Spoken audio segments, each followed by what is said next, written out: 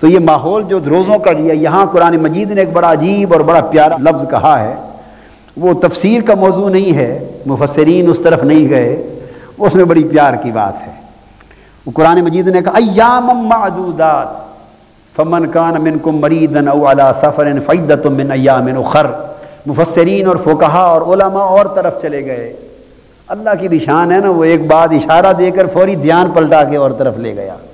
فرمایا بس گنتی کے چند دن ہیں، بس تم میں سے کوئی بیمار ہو جائے، مریض ہو یا سفر پر ہو، فعدۃ من ایام اخر، تو وہ پھر دوسرے دنوں کے روزوں سے گنتی پوری کر لے، بعد میں قضا کر لے، گنتی پوری کر لے۔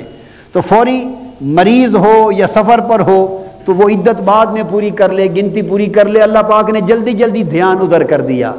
ایک بات بڑے راز کی عاشقوں کو کر دی، عاشقوں کو کر دی، وہ کیا؟ ایام معدودات، گنتی کے چند دن ہیں۔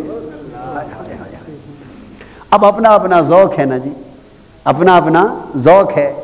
علم والوں کا اور فقہ والوں کا ذوق ہے، انہوں نے گنتی کے چند دنوں کو فعدۃ من ایام اخر سے جوڑ دیا کہ چند دن گنتی کے ہیں، اگر کوئی مریض ہے، کوئی مسافر ہے، روزے رہ گئے، قضا ہو گئے تو بعد کے دنوں میں قضا کر لے۔